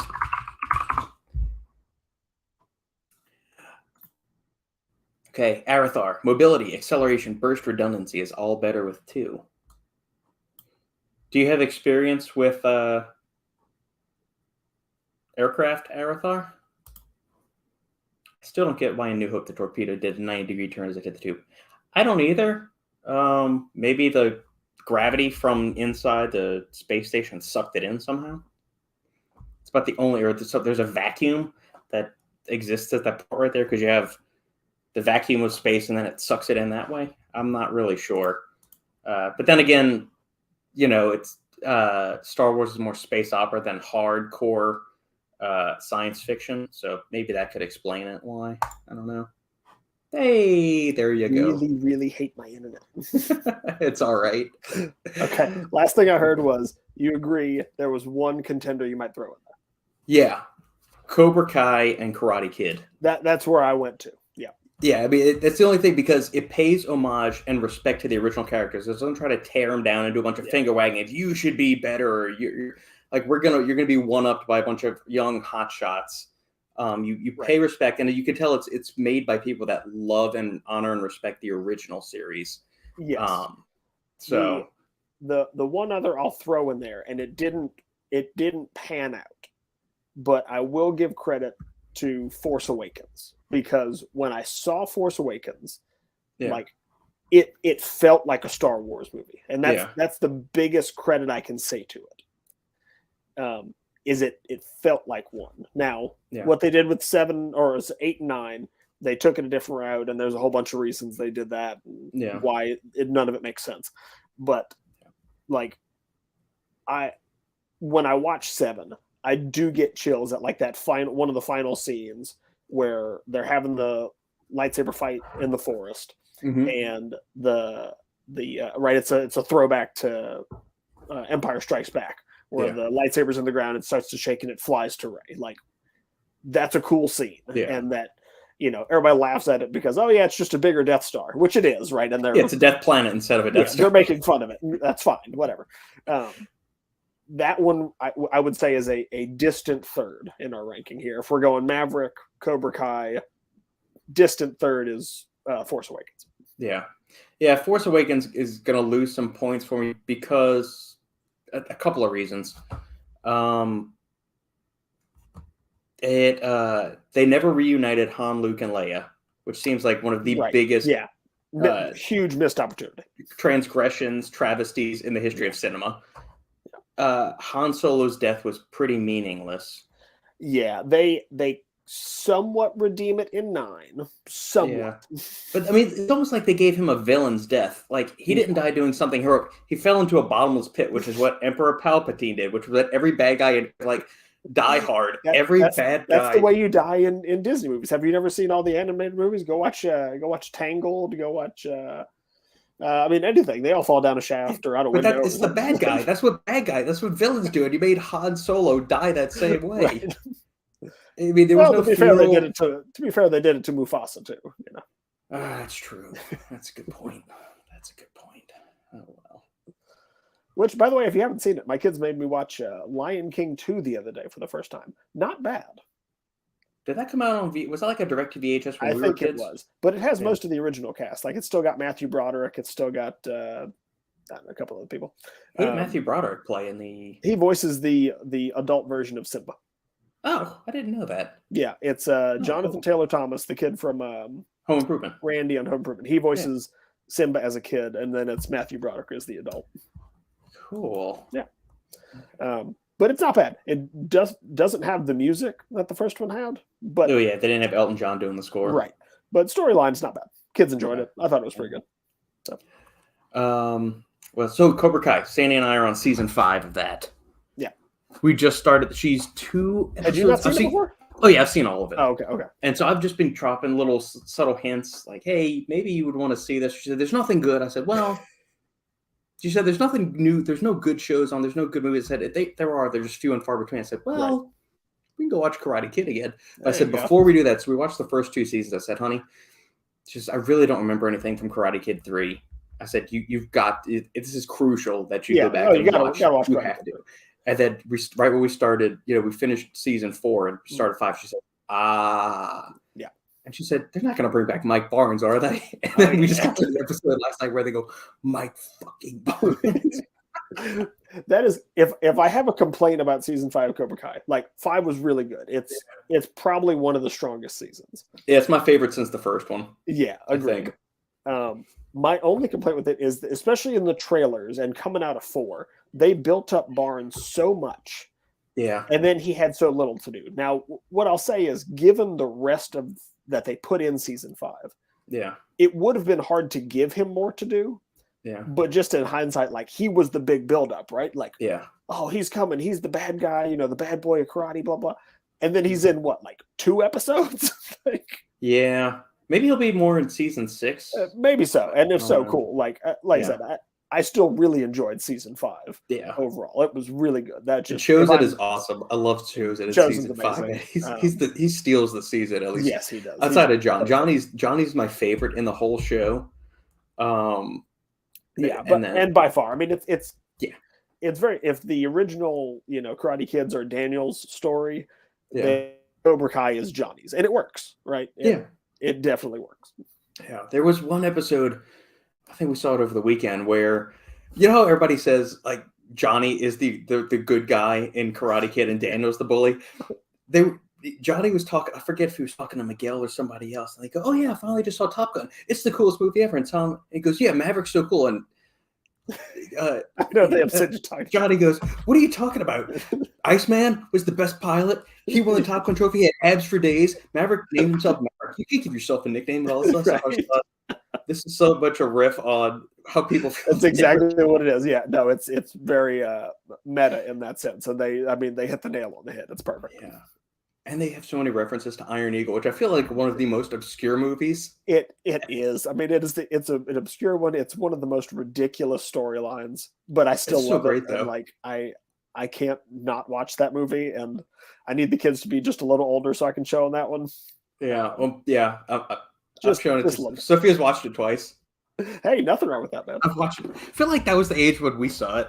Yeah, you're probably right. Yeah. Or you might have been 5. I might have been 8. I don't know. That's probably you got exposed to stuff earlier than I did, but it's probably because I was a couple years. Like, so you saw Jurassic Park when you were 6. Right. Yeah. It's you, me, and Grandma Payne went to go see it in theaters. Right, that's right. So I was 9 when it came out, or 8. And it was awesome. I was 8. It was 93. It was March of 93 or April of 93 when it came out. So you were. So if you were 8, I was 5. Yeah. Or you just turned 6. Yeah. No, you were 5. No, I was 5. We saw it. Yeah. No, what's funny is the Iron Eagle reference. Right. So I was late coming into Cobra Kai. I didn't start watching it till season 3, I think. Yeah, that's probably when I caught up to it too. Yeah. And when watching season 1, having, as cheesy as the movie is now, I still love Iron Eagle. And when I started seeing the references in it in season 1, I was just dying. I was like, I have to watch this entire series. I don't care what else is in it. The rest of it can be garbage. I'm watching this. Oh yeah, it's so good. But in season 2 or 3, it gets a little heavy into the teenage drama. And it always pulls it back to get back to Johnny and Daniel. So yeah, and that's the good thing, right? That is if I have a gripe about the show, like they get a little too much into the teen drama, which, to be fair, if you go back and watch the original movie, right, it's there too. He's in high school. It's a whole thing. Yeah. But it's funny. like you said on the Iron Eagle, right? It's one of the most obscure movies. I've met tons of people in my jobs and stuff that haven't seen it, and it's so funny when they're like, "Well, what's about?" Right? And you sum it up like this, right? Like, hey, this kid's dad gets shot down over enemy airspace. He and his ragtag group of friends come up with a brilliant idea to hijack 2 F-16s and go save him with the help of some random retired colonel that he knows, or lieutenant, whatever he is. It is colonel. Yeah, exactly. And when he gets busted at the end of the movie, no, they don't court-martial him. Just decide to send him to the Air Force Academy. And it's like, wait, what? It's so great. We started an international incident. It's fine. Send him to the Air Force Academy. We won. It's all that mattered. America-wide, it does. As long as we win, there's no consequences. Right. And like, wouldn't it be the ultimate joke if the director or somebody of that movie was like a former Marine or Army guy, and they wrote the whole movie as a joke on the Air Force? Like, that would be brilliant. But oh, I love that movie. It's so preposterous because it's Doug, and everybody else has a dad that is some kind of lieutenant, major, colonel in the Air Force. So they're all, which I guess makes sense if you have a dad that lives on base and all of you live on base. Right. No, that part makes sense. Yeah. But I mean, it's got a fantastic soundtrack. The scenes that they do for the F-16s are fantastic, right? And it's a ridiculous premise of a movie that just you can lose yourself in and watch, right? It only works in the 80s. It's so good. Exactly. It's so great. Now, I will tell you what's funny. Speaking of 80s and Top Gun, Iron Eagle stuff, I can't remember if I told you this or not. So I've gotten into watching the original MacGyver series with the kids. Yeah, you've mentioned that a couple of times. Yeah, the one from the 80s, right? There is an episode in, I think it's season 3, and it's called like the GX1. And I'm trying to find it again. But in the opening scene of that episode, they're like tracking some top secret plane, something. Yeah. The footage that they use, I'm not kidding, it's the exact footage from Top Gun. They have it's F-14s, and it's it's actually like the F-5, right? That's supposed to be the MiG. Yeah. Right. Yeah. So it's an F-5. It is I kid you not, shot for shot exact footage from Top Gun. They use it in the episode. Weird. Yeah, I've got it. It's it comes on one of our random antenna channels, and I've got all the MacGyver episodes set to record. So that episode should come on, I think, next week or 2 weeks. When it does, I'll shoot you the footage, and honest to God, it's the same thing. It's hilarious. Yeah. Very cool. There's I didn't know if you knew this about Iron Eagle. There was a guy, a former, or I think he flies in the reserves now, but he's flown an F-18 and an F-16. Oh wow! And one other thing, he went to Tulane and flew reserves out of New Orleans. I think he still lives in and out around New Orleans. And he was stationed there for a while. His name is C.W. Lemoine, Lemoine, but he's got a whole YouTube channel. He's done some Spec Ops novels that he's written. Oh wow! But he's a fairly accomplished pilot. He's done some commercial airline flying too. Yeah. But he said that the footage, so the Top Gun was filmed using American aircraft. So our F-14s and the F-5s that they painted and made to look like MiG-28s, because there's no such plane as an actual MiG-28 for the listeners out there that aren't as nerdy into aircraft as we are. Apparently, when they were going to film Iron Eagle, the production crew went there, and the U.S. government said, no, we're not going to let you do that. So the F-16 footage, it's the Israeli F-16s. Oh, okay, that makes sense. Yeah, overseas, and they were working with the Israeli, because I think that's the only other country that has F-16s. Yeah, I think so. Because obviously our close military partnership with them or support for one of our closest allies, them in England. Right. But yeah, that's because we sold a bunch of them to, but I think Iran still has a couple of F-14s that we sold them way back in the day. They're the only country that still actually has them. Yeah. It's kind of like, who's the bad guy representing in? Because they never mention the bad guy in Top Gun Maverick. They never tell you where they're at. The enemy and 5th-gen fighters. They don't even name them. But I guess that adds to the timelessness of the movie. So she's not just saying, oh, it's the Soviets. It's the XYZ. So it works. I mean, it's obviously got to be like North Korea or Iran, because Iran's the only one that actually has a functioning F-14 at this stage of the game. Right. But I mean, anybody that's flying a Sukhoi 57, so it's going to be Russia, North Korea, maybe China. Right. So use your judgment. Exactly. No, but like you said, it adds to the timelessness of the movie, so it works very well. Yeah. Do you like Iron Eagle 2? What are your thoughts on Iron Eagle 2? It's okay. Yeah. So I think the quality of them goes down the higher the number gets. Yeah. One ridiculous premise, don't care, great movie. 2, not as ridiculous of a premise. Yeah, we team up with the Soviets to go blow up another unsanctioned nuclear reactor. Right. Okay. Like I said, not as ridiculous. Still ridiculous. Yeah. But, it's not bad. It's been a long time since I've seen 2. Yeah. But I was not nuts about Doug getting blasted out of the sky. He's destroyed the first 10 minutes of the movie. Yeah. And then, of course, he's captured and doesn't come back till 4. But, and it's a different actor. Which you don't find until 4. 3 is just utterly ridiculous with stuff. Yeah. And then there's 4, which is not even, we're talking about kids learning how to fly an air show. And then they beat bad guys. Right. So it's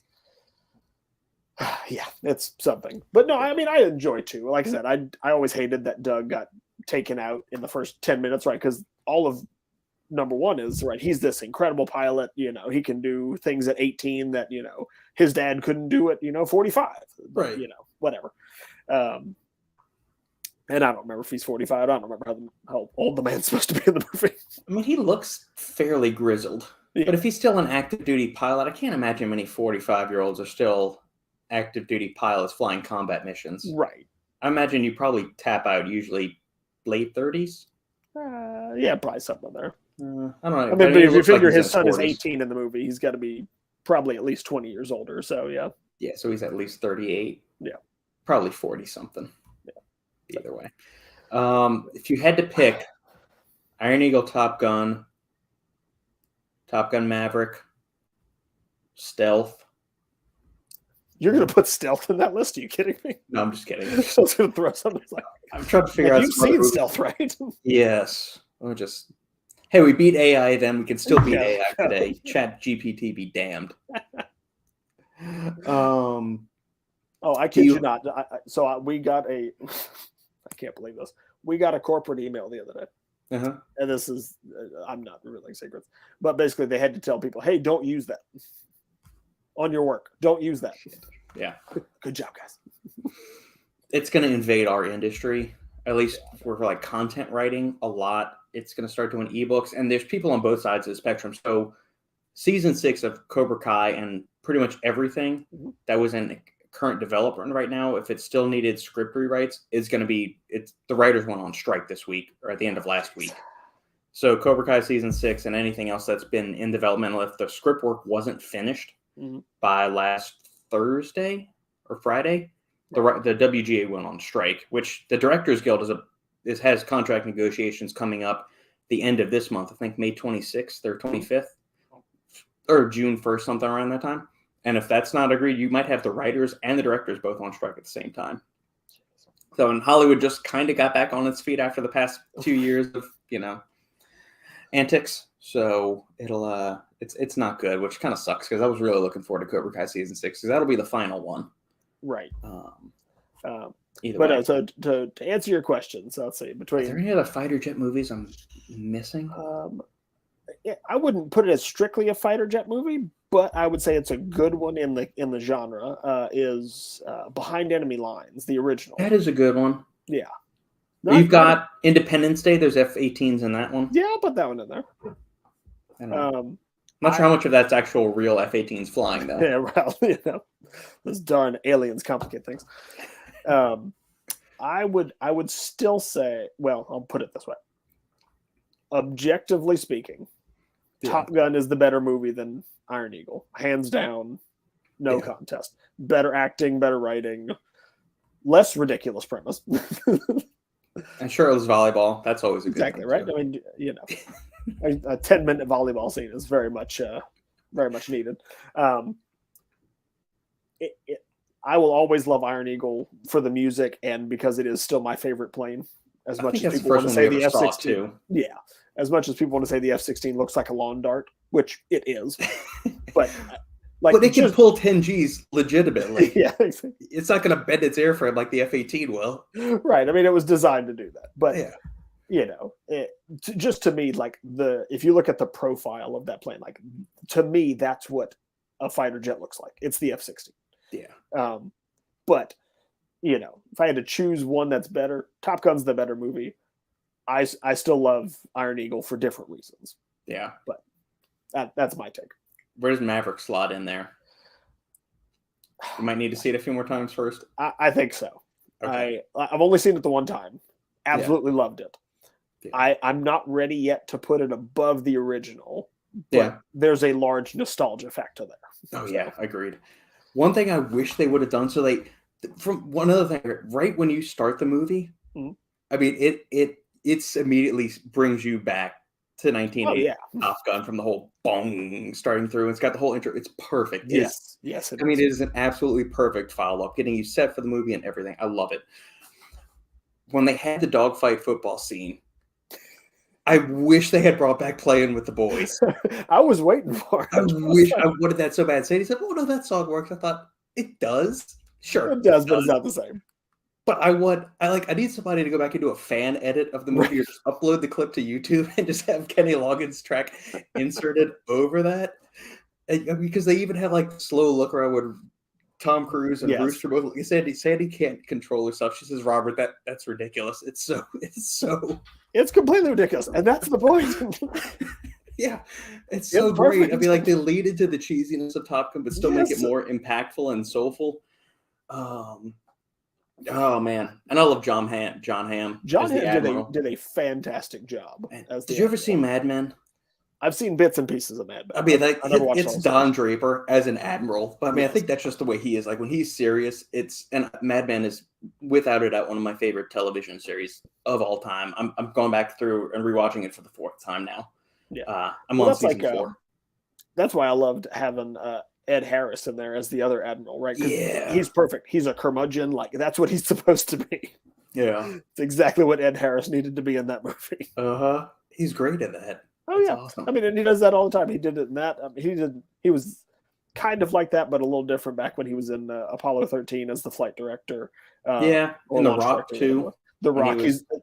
Which can we all admit at this point that The Rock is a James Bond movie? They just didn't call it that. Oh yeah, it's great. It's what it's what should have been the ending of James Bond. Now, granted, I haven't seen No Time to Die. Yeah, I haven't seen it yet. You don't need to.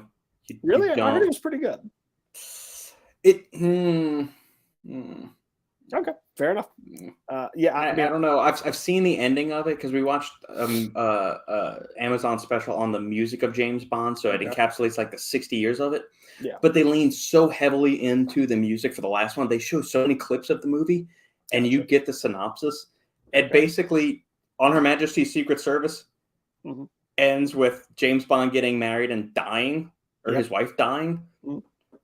Flip that, where James Bond and the enemy are on an island at the end. Okay. And he basically says the inverse of the same line he said to his wife at the end. Was like, "We have all the time in the world," and I got you. That's how the movie ends. I thought. It's kind of like that's what I was one of my gripes. I loved not Roger Craig. Shit. Daniel Craig. What's his name? Daniel Craig. There we go. Roger Craig was a running back for the. I was confusing Daniel Craig with Roger Moore and Roger Craig, the 49ers running back from the 80s. There we go. He was great in Casino Royale, but every one of them just got more and more dark, and it seemed like he was never having fun. Like it didn't have that, like the cool bravado and like just badassery that Sean Connery had, or kind of like the tongue-in-cheek stuff of some of the Pierce Brosnan and Roger Moore stuff.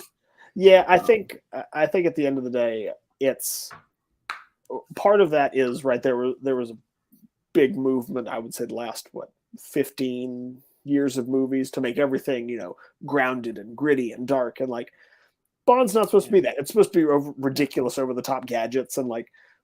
But having said that, I liked what they did in Casino Royale, right, where they kind of made it small and like, okay, you've got a few things that you need, and here they are, and like, that was great. Yeah, Casino Royale's great.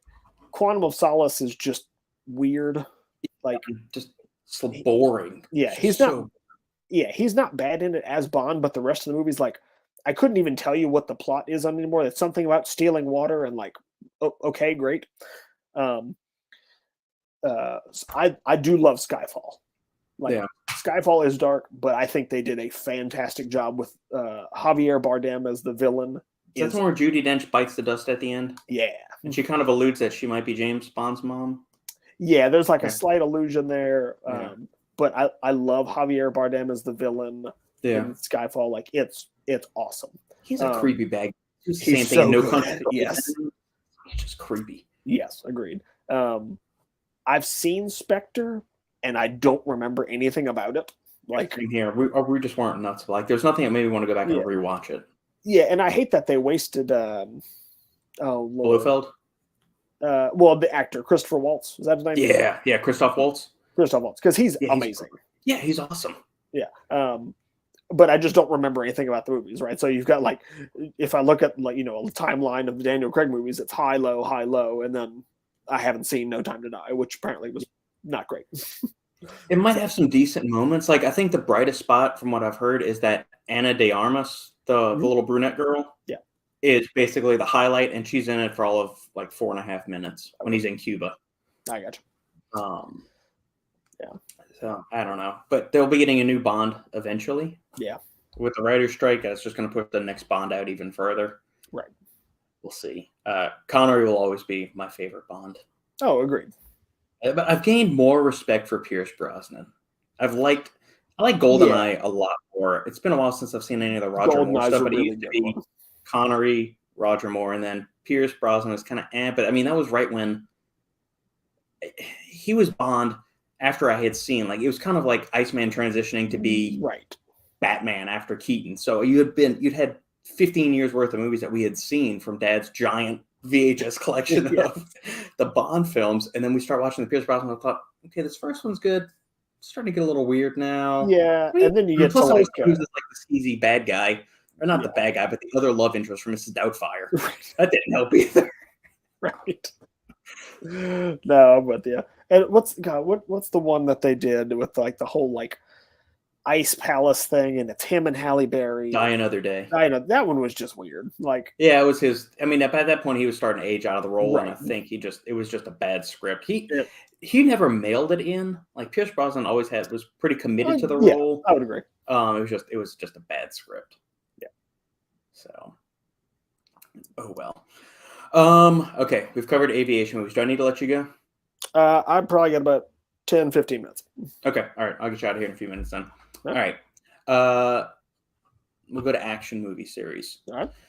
I feel like I know this answer, but and then we're gonna segue from here.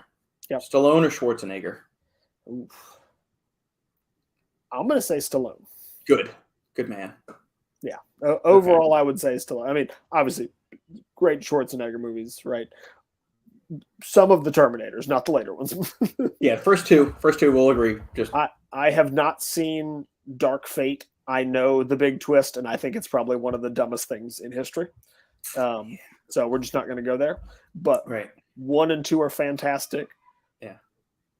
3, I will give credit on 3 for one thing. Yeah. And it's the twist at the end, right? Where they think they're getting to the bunker and save everything and stop Doomsday or stop Judgment Day. Yeah. And then it's just this old military bunker where they can talk to everybody after everything happens. And okay, that was cool. Right. Like, rest of 3, not great. But a good ending can redeem a bad movie for me. Agreed. Yeah. And then I never saw Dark Fate, and I never saw Genesis. Genesis is the one with Christian Bale? No, that was Salvation. That one's not bad. Yeah, that was all right. We went and saw that in the theater. Sandy and I did, and I think Kaz went with us too. Yeah, agree. Sure. So that one's cool. I still beat 2 for me. That's Terminator is one of the franchises where the sequel beats the original. Yeah, one it's of the very few Aliens. Yeah. Yeah. Or Alien and Aliens. I mean, they're 2 different movies. One is a horror movie set in space, and the other is an action movie. Right. And they're both great. Yes. It just kind of depends. Which side do you like more of, like, the sci-fi suspense horror thing, or do you more Sigourney Weaver going Rambo and a bunch of aliens? Right. Which is kind of cool. Agreed. But no, at the end of the day, I would lean towards Stallone. Right. You got all the Rockies. -5, which is just horrible. Yeah. Until the final fight scene, right? That's what we wanted the whole movie. The street fight. Exactly. That's what we've been waiting for. And finally it took, an hour and a half to get there, or however long that movie is. Yeah. But all those, right, the Rambos, as ridiculous as some of those are, right? Did you see Last Blood? I did. It was okay. I much preferred Rambo as the final entry in the saga, because that one's perfect. Like it's completely over the top action, and then it's got the perfect ending scene. Like he finally comes home and he's walking onto the farm, and like that's it. Done. He reconciles with his dad back on the farm. It's that was the thing I couldn't understand with the fifth one, with Last Blood. That why is he going to go all the way to Mexico? Like Rambo was never a guy that wanted a family, or just not even like it's not his daughter. It's not anything. It's just like a woman that works on his farm, and then it's her granddaughter. Yeah, and then she's going to go to find her father, who's linked up with the cartels. And I thought, this doesn't seem authentic to the character. The last 30 minutes when he's going back to Rambo roots, and harkening back to all like the grassroots guerrilla warfare that he did in the original was fantastic. But I just thought like it was hard to get my head around it. It was weird. Right. Weird. But yeah. Okay. So if you had to give me your top 5 Stallone movies. Oh gosh. All right. I'm going to go out of order just because, or not in any particular order. There you go. Top 5. We're going to go. This doesn't have to be story quality. It can just be your favorites. We're like, yeah. I'm going to say Rambo, the fourth one in the series.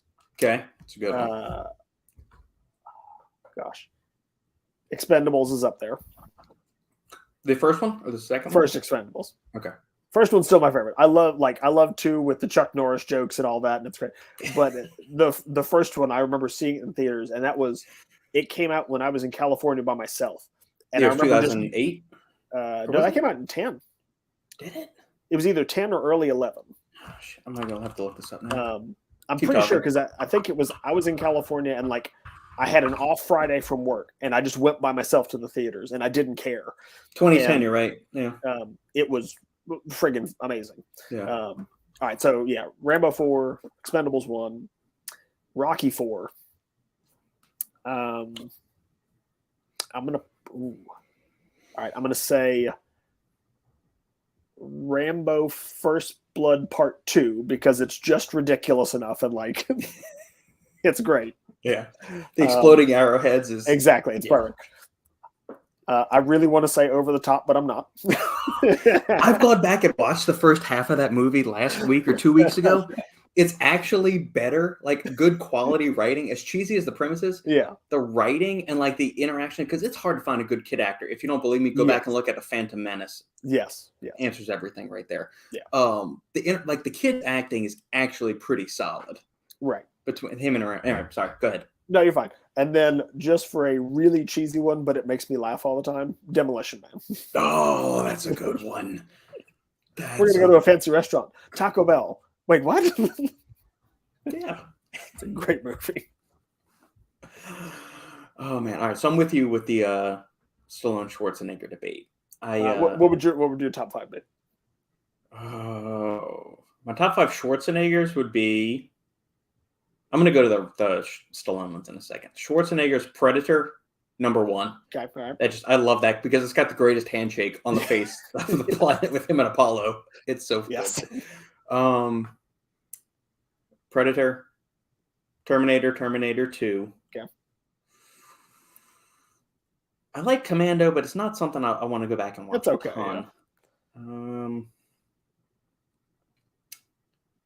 Twins is funny, but it's not a Schwarzenegger. I mean, like it's I was going to say, if Kindergarten Cop's not in your top 5, it's an invalid list. I mean, Kindergarten Cop or Last Action Hero, those are pretty good. Especially when they had the picture of Stallone as a Terminator, he goes, "He's the greatest actor ever," or something. Yes. Whatever the line is. That's a great scene. What is it? What's the other one I'm thinking? Conan was good. Conan the Barbarian. Yeah, okay, yeah, I'll give you that. That's a good one.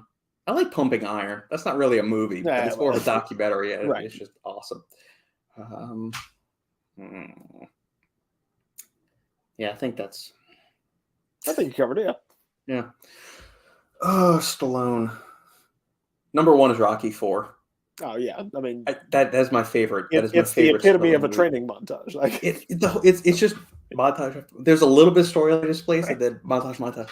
Which I didn't go see the Rocky vs. Drago one, like the recut that Right, Stallone did yeah, a neither couple did years I. ago. I didn't. I just thought just leave the original one alone. Maybe you change things and you humanize Drago more. I don't need to see Don't that. do I want that, him to no. be this indomitable force that cannot be stopped. He's basically a Russian Terminator. Exactly, That's and that's all I perfect. want. He's a Soviet bloc Terminator. That's Yes. all I need to see from him. Okay, so Rocky IV is my number one.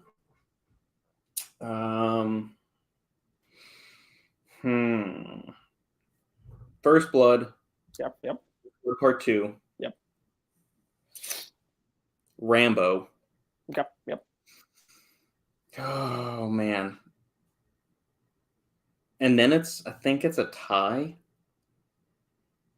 between Tango and Cash That's a good one. and The Expendables. Yeah, Tango Cash is a good one. I forgot about that one. It is. I've rewatched that twice in the past year. Once was by myself, and then I said, Sandy, she likes Kurt Russell a lot, and Stallone. I said, and she's always good for a good 80s action movie. And when we were kind of going through that, hey, we're just going to go back and watch stuff from the 80s and 90s because that's when there was no preachiness. It was just, hey, we're here to give you just a fun story. Yes. It's really good. Well, the buddy cop element of it is great. Yeah. Well, and I think, like you said, just a good time. To me, that's been the really refreshing part of the John Wick movies over the last 9 years now. I think the first one came out in 2014, and I say that, and I only recently started watching them. I had the chance to see them. They're all on Peacock right now, which I still haven't seen 4, and I'm dying to watch it. I've heard so many good things about it. Donnie Yen is so good. And then, do you remember The Warriors? Oh yeah. Okay. Yeah. Just okay. I've heard there are some references, so I'm very excited to see those. It is blatantly obvious when we shift. That's awesome. Into Warriors homages. It's so great. Oh man, it is.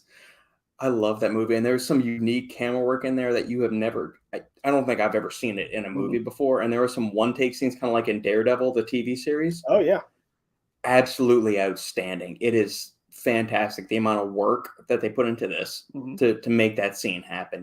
When you finally get to see it, you will have a newfound respect for Keanu Reeves and Chad Stahelski and the whole fight unit that did that. So on that, I know you and I are both big Scott Adkins fans. Yes. Check out his YouTube channel. He did a 2-part interview with Keanu Reeves. I saw that. I haven't watched it yet. Yeah. So I had a chance to watch both parts. I think each one's about 40 minutes. Yeah. And they deep dive all the way from Point Break and Speed. Nice. I love that movie. Yeah. They do Point Break, they do Speed, they talk all the Matrix movies, of course, and then they talk the John Wicks. And it's really cool to hear them talk about like not only like the martial arts training aspect of it, but like the cinematography part. And like there's a really cool one, and I'm forgetting now if it's in John Wick 2 or 3, but there's a knife fight scene between John Wick and these two guys, and they're in this room and they keep like breaking the glass and pulling knives out of cases and throwing them. Oh, I think it's 2. I think so. Yeah. But one of the really cool things is that, and you can't tell watching the movie, every time they break the glass, it's not there. That's all CGI. The breaking of the glass, it's crazy. It looks so real. Yeah, I thought they usually when they're breaking windows in movies, it's like some kind of like crystallized sugar or something like that. It's not actual glass. Yeah, so they do a couple of different techniques. That one I couldn't believe was CGI. I saw a thing. It was actually today. It was Scott Adkins did one of the. I think it was GQ did one of those videos where it's like fight breakdowns, and he breakdowns a bunch of stuff. And he was talking about the John Wick series, and there's one where Wick goes through what's supposed to be plate glass.